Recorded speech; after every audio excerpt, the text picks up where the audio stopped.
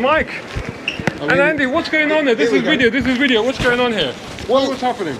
Well, you really should be speaking to this man, not me, but just to introduce it. You need to introduce him so I can talk to him. Dr. Andy Palmer, name up in lights. The Motoring Hall of Fame has been going for 13 years. 8 billion people in the world. Only 39 of them are in the Motoring Hall of Fame. And Andy, Dr. Andy Palmer, is the 39th inductee. Yeah. And here at the British Motor Show, no better place, it seems to me, for no better person in view of what he's done. Absolutely. He's the only man I've met.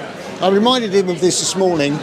When he opened the Aston Martin factory in Wales a few years ago, he actually put Wales, a new car producing country, on the map as a car producer. There aren't too many people in the world that have done that, industry people that have gone to a small country and given it car producing status. Dr. Andy Palmer is one of them. Let me talk to you. Thank you. We actually met in Abu Dhabi, where you were also in Aston Martin, but in addition to the landmark events that you've done, like for example Wales, you're also involved in the Nissan Leaf, and you've gone full circle. You're involved again in electric vehicles, aren't you?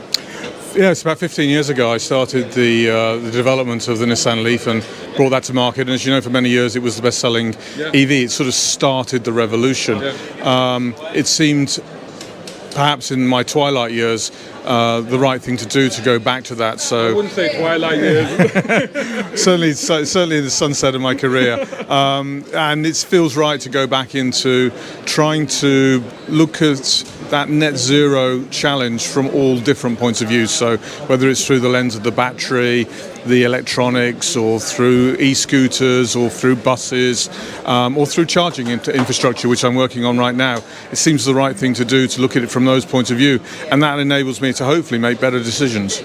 And I think the amazing thing about the stuff that you've done, if I can just move this way so we can both be heard, the stuff that I've been following and the stuff that I've seen that you're doing, you're taking a very pragmatic, real-world approach to this, aren't you? It's not, for a lot of people, it's a very emotional and emotive issue, right? But you go down the middle and you look at the common sense approach to this.